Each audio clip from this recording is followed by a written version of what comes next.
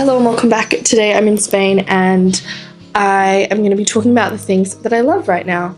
I've been enjoying compiling a list just like over the last month. So I got a Criterion Channel account so that I could watch Eric Romer films, but I kind of spoke about that in my last favourites video. What I've really been loving is the Olympics that they caught on film. I play sport. The Olympics means a lot to me. I think in every sport I've done, I've idealised the Olympians in it. And like, for example, in gymnastics, I've watched the 2012, every single one of those videos, the beam final, all-round final. I've watched them so many times. It's shot so beautifully because it's on film, and the soundtracks are beautiful and capture so much emotion, like the joy of it and the grandiose of the games. I love sport and want to learn how to capture it in the way that it makes me feel. So yeah, I've been loving these Olympic documentaries. They're so long too. One of them's like 5 hours long. I loved the one of the Olympic Games. I think just the snow adds that like natural touch. The natural landscape makes it even more beautiful. Yeah, so if you have access to that, watch these. They're amazing. They're beautiful. I think the Olympics means even more to me now, or at least I'm more excited about it because it's going to be in my hometown in 2032. It's going to be in Brisbane, Australia. The next one is Anthony Bourdain. He's inspired me so much. I've read a few of his books. He inspires so much of how I travel and why I love travel and food and trying new things and understanding the cultural significance of food and the joy sharing food is in the way it creates community. He's one of my favorites, and yeah, I've just been thinking about him a lot recently. So I watched Susie Lola, and she said like a year ago that buttons on clothing would be a thing. I didn't believe her, but I do love it now. She was right. I know she didn't invent it, but she was the first one who I saw say it, and she was correct. I think it's something that you can DIY, which I love. I know it's a trend, but it's something that you can adapt to make your own. You can go to a thrift store and find secondhand buttons. Sewing on a button is like it's like sewing 101. You can learn by yourself. It's so easy. But yeah, I've loved seeing like people's designs and how creative you can get with this trend. Moving on from that, I love sequins. I've loved this for a while. I thrifted this piece of material with sequins on it. I really love it had the bigger circled sequins, which I love. I think when I say sequence, I mean the bigger circles. And going on from this, so when I was in Tokyo in 2023, I saw all the Tokyo girls. They were wearing layered skirts, and they wear like frill or like a long maxi tulle skirt or pleated skirt, and then wear like simple basic material over it so that like the trim could just be seen. I absolutely fell in love with that. I thought it was going to be a thing, and maybe it's just slow to catch on. And maybe the Tokyo girls have been doing it longer since 2023 when I first saw it, but I thrifted one myself on that trip in black and in white. I do want this to be a trend because I love it, and it will make me feel a little bit less like a spectacle if I were to wear it out.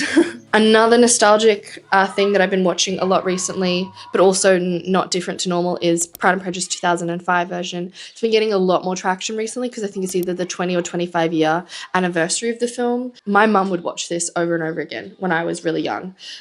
So I grew up watching it, and then I think I was 13. After I'd watched it a few times, 13 was the first time I watched it for real and like understanding it. And I remember watching it in the car because we were on a road trip, and it changed my life. I think I watched it like 6 times within the next week after really watching it for the first time. But yeah, it's always been a favorite for me. It's beautiful. The music, I've like learnt a few of the pieces on piano from the soundtrack. I've been loving online chess. Obviously love playing chess with other people, but as I've been learning, I realized how perfect online is because your opponent doesn't get bored, and I get very like obsessed. Like I go through periods where, I'll spend an hour and a half just play, and then I won't play for a week, which probably isn't the best for the learning curve, but whatever. So yeah, your opponent doesn't get sick of you. You can just play over and over again. I know it's important to play to the end, even if you lose your queen. But like, if I lose my queen too early and I can't be fucked, basically continuing to play, you just delete it, start over. They don't get upset with your opponent, doesn't get upset with you. So yeah, online chess for the win. And Duolingo actually has, like, instead of like a language, they've added chess onto there, which I've started, but I don't have premium. So again, it's really annoying with the ads. They have a lot of ads. But anyway, blanc de pêche, it's a French drink. It's just beer and then like a peach syrup. I don't like beer, but I love blanc de pêche. It basically translates to pint of peach pint. And I think this is kind of just going to be like my gateway into beer, just like how a sugary coffee might be for someone else, might be their gateway into coffee. I love it. Blanc de pêche. I've spoken about this a few times, but I've been enjoying as a way to learn languages using crosswords. It's because the way that they write them for language learning is that they'll use a word where there's multiple options for the answer, so that you have to find the right adjective, and therefore you expand your vocabulary that way. For example, my favorite word in Spanish right now is arroyo, which means stream, but they wrote it as brook. If I didn't know arroyo, I'd probably called everything rio, even if it's like tiny. I'd say, oh, pequeño rio, but now I know another word and a better, like, my vocabulary deepens through crossword learning. So yeah, they're really easy to find online. So if you're learning a new language, maybe try that method. It's really fun. Food-wise, pho is a constant favorite, especially when I'm traveling. I usually cook most of the time, but then when I eat out, I go, okay, Asian food. I need to find Asian food, and I want to find Vietnamese, and I find a pho. It's perfect, and it just makes you warm inside, like figuratively and literally. On to music, Olivia Dean, I've been listening to for the past like 6 months. I love her so much, and I'm so excited for her new album in September, I think. I love the duet that she did with Sam Fender, Rain Me In. Love that song. And then I also love Paradis, which is it's kind of like house. It's really vibey music. You should listen to this whole album. My favorite songs are these ones. And yeah, it's not like there's not too many lyrics. It's just really good music that feels really calm for me. I've been loving sandalwood as a scent in perfumes.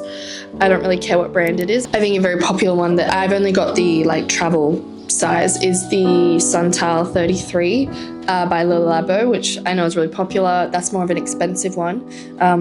But sandalwood is just a scent, so I can find that in a lot of perfumes.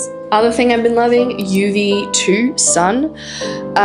It's perfect. I'm very pale, as you can see, and I put in a lot of effort to protect my skin. I do not attempt to tan. I always have sunscreen on. I check the app, but UV2, I can go out with no sunscreen on, which is just a treat for me. In Australia, the sun is very dangerous, especially in summer. It can get to UV12, which is ridiculous. Like, the worst day that I've seen in Europe ever is like a 10, and that's not common. Or maybe it is, but when I've been here, it hasn't been very common. I think normal bad days like 8 or 9. And at 6 p.m, like onwards, I can just be out in the sun. The sun can still be really hot, but it's UV2, which means the danger for the skin cancer creating rays is significantly lower. So yeah, UV2, UV1, I love. I also have been loving I Follow Rivers song. It just transports me back to being a teenager watching Blue is the Warmest Color for the first time. I think I've been thinking about like teenagehood a lot recently, especially with Lorde creating her new album, and how she hasn't said this recently, but she said, how teenagers know something that adults forget. And yeah, I just think that song reminds me of, I don't think I'd want to go back to being a teenager. I don't know how many people would, especially a teenage girl, but that song is like time travel for me. That scene with Adele dancing at her party, her surprise party, to the song, it's such like a point in time. I know exactly where I was when I first watched it, how old I was, where I was. I kind of remember what was going on at the time in my life too. So yeah, I think teenagehood has also been coming up for me because I finished Bonjour Tristesse, which is a novel who was written by an 18-year-old at the time. She wrote about a teenage girl, wrote a character who was a teenager as well. So I feel like it's very truthful in the way she thinks, and it was really fun to be in that headspace again and to compare or reflect on maybe how I thought of things when I was that age as well. I've been loving bird watching. I think in Canberra, when I went to go visit my grandparent, I think there's just like such a diversity of flora and fauna, or Australian flora and fauna there. Just in my grandma and granddad's garden alone, there were so many different birds. And Australia has beautiful and colourful birds. And it's so easy. Like, I definitely have a phone addiction. I think a lot of us, I'm on social media. I think my attention span is something I'm really trying to work on and fixing. Bird watching is something that like doesn't require any effort in staying focused. I can genuinely watch a bird for hours. It's so interesting to me and I feel calm. It's like stimulating the whole time, even if they're not doing much. Like, I could watch a cockatoo eat a seed for 30 minutes, easy. But that is all for now. Thank you so much for watching, and I'm really excited to share content from Spain. It's such a beautiful part of the world. I'm with some friends and I'm learning a new language. I love being here. But other than that, thank you so much for watching, and I'll see you next week.